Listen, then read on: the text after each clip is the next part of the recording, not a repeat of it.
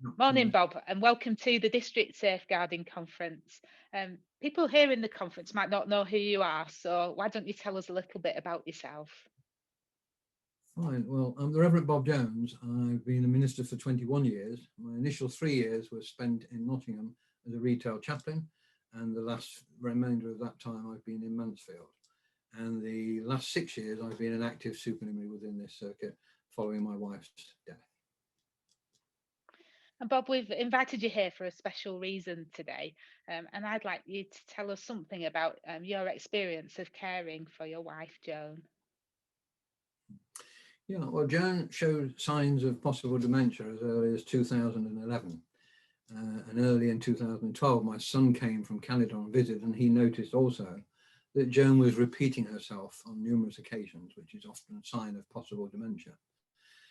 It took me till later that year, May, to actually take Joan to the doctors and have her tested. Unfortunately, it didn't go very well.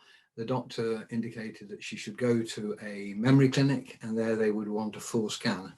And my wife, being claustrophobic, that just set her off on one, and it took nearly a year to readdress that situation. Early in 2013, I set up a prayer support group of 6 people. It was done on the basis that the information on it was confidential. It would remain with them and possibly their spouses, but nobody else, because Joan was frightened of becoming the centre of conversation within the church life particularly. That sounds really interesting, that prayer support group. How long were you and Joan married? We were married on the 24th of December 1966, yes, Christmas Eve. And so we look forward to our golden wedding anniversary, which would have been in 2016. Because it was Christmas Eve, obviously we planned a lot earlier than most people, because we realised getting people committing to that sort of date was difficult. So we were actually starting to plan at the time Joan was starting to show these signs of dementia. I had to, at this stage in 2013, ask Synod if I could sit down. Technically, I'd got a further 2 years to serve.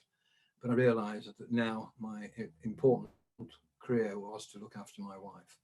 And so gratefully, the Methodist Church said I could sit down, and I became Joan's full-time worker. And how long did those caring responsibilities last for you?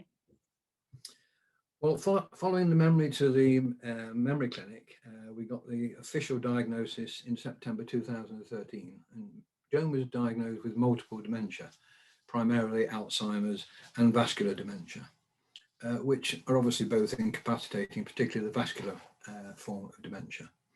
It wasn't until quite later on, it was probably another 2 years, that suddenly out of the blue, I went to take Joan to see, as I thought, the dementia clinic doctor, and saw a different doctor.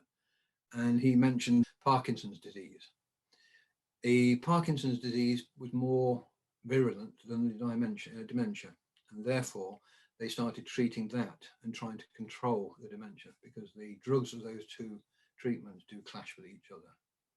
This meant that the dementia became worse, and then for Joan became more and more, if you like, in herself, and actually got to the time when she would not recognise me, let alone other people, and would often say things like, "Where's Bob? Why are you giving me my breakfast?"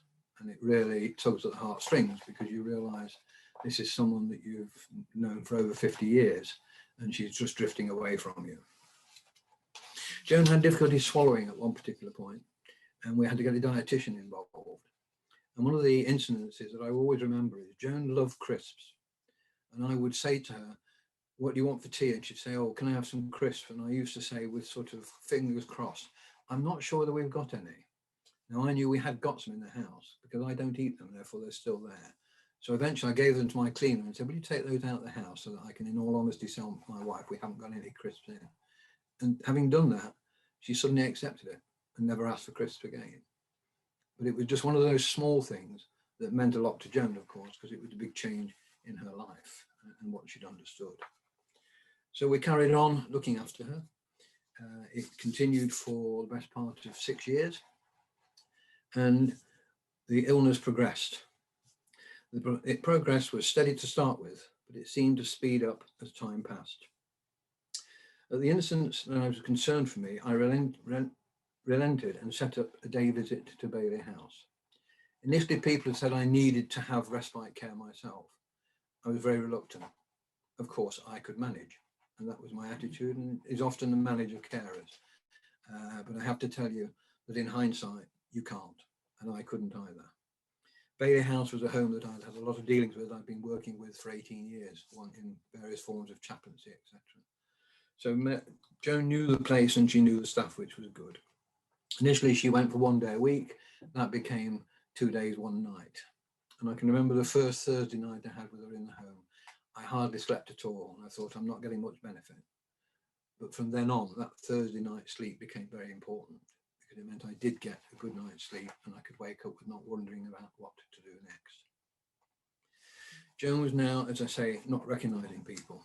But we had a wonderful instance when she had a really clear recognition of where she was and what was happening, and it was our golden wedding.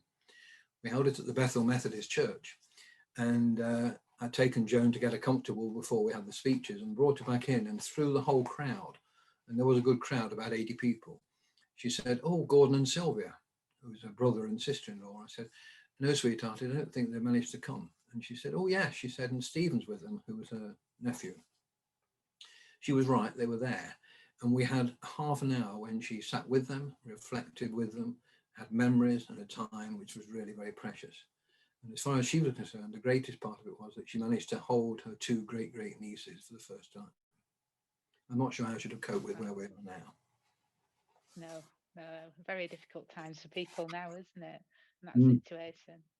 Yeah. So you alluded earlier on to there was a prayer group set up at the Yep. church. Were there other things that happened at the church that were supportive of you and Joan at this difficult time? Yeah. Bethel Methodist Church was Joan's church, and very much she saw it as her church. She'd been going for several years now. I'd been the minister at some time as well. And it was wonderful because I could take Joan to church, for coffee meetings, or for church services. And I had got at least 3 or 4 people who I knew, as long as they were there, or 2 of them were there, I could easily go and do what I had to do and come back and know that she would be looked after. This would sometimes involve leaving her for a service while I went to preach, and then coming back to their friend's house and picking her up afterwards. That became more problematic, to the point where I was getting to the point where I was having to cancel services because I couldn't cope with what was happening with Joan. And so at that point, that's when I sort of said to conference, look, I need to stand down. I can no longer do this or the preaching. And I found that very hard because in a way, with doing 24-hour care of Joan, that was my release, going away from there. Church people were fantastic. I got a list of most probably 12 people who I could at very short notice ring up and say, can you come and sit with Joan for half an hour while I go and do so-and-so or whatever it was? And they would come and they would sit there. And they understood it might literally mean sitting there for an hour and doing nothing and perhaps watching television with her, because she was at that stage not communicating particularly well. But she seemed to sense people's presence. And a lot of people said to me, the one thing she didn't lose was the glint in her eyes. And were there things about the church as well that would spark Joan, even despite her illness? You know, I'm just wondering about maybe songs and hymns and Yeah, things like that. hymns were always important to Joan. Her favourite was "And Can It Be?" and if that came on, she would light up, literally. But she loved the hymns to the point where I used to have the CDs for the Singing of the Faith, and I'd play them at home for her. The other music she loved was classic FM. At the house, and even when she went to the home, she always had classic FM on all the time. And in fact, when she passed, we bought 20 radios for the home so they could put them in most of the rooms so that people could have not necessarily classic FM, but have music in their rooms, because it had proved such a benefit to Joan. You know, the staff used to say, if they came in and the radio had gone off, there was panic stations because Joan was getting agitated. You know, she wanted that peace. And the same would happen if she had Christian music on. And she would recognize readings. You know, when readings were on, people would say to me, we had the 23rd Psalm and she was actually saying it. She wasn't actually saying it, but you could see she was verbalizing in an attempt to say it. You know, so yes, her Christian faith was very important to her, in particular her church life. Yeah, and hopefully brought her some comfort, especially in Yeah, the more yeah, difficult days, if there were those familiar places and things yeah, as well. yeah, yeah. So, if you could say anything to the churches now about how they care for people with dementia, what would it be, Bob? What would be the message that you would want to give? The first thing I'd say to anybody who's caring for someone in dementia is not to correct them, particularly as you're getting to the later stages of dementia. If my wife told me it was breakfast time, sitting up in bed, I got breakfast. I then hopefully got her back to sleep so that at 7 o'clock, 4 hours later, I could get up. Because if you correct them, it agitates them, and that's just what you don't want. Obviously, the one thing you want is peace and quiet. I think it's important that you realise that you as a carer need to be cared for. And I can say this now from experience, even though I argued about it when I was challenged at the time. I will always be grateful for the amount of time people gave me that I could have on my own, and really refuel. And even with Joan, it was interfering sometimes in my pattern. I have a very strict pattern in terms of Bible reading and prayers during the day. And I would get to the end of the day and feel very frustrated that I'd not done a particular reading or something that I wanted to do. And therefore that day, particularly in that week, became very precious for that sort of thing. And I think also you need to have people who can support you, particularly within your church, if you are part of a church. And the other thing is to know what the person who is suffering from the illness wants. I didn't mention it, but initially, Joan agreed that she did not want anybody to discuss her condition with her. That meant anybody, even the medical people.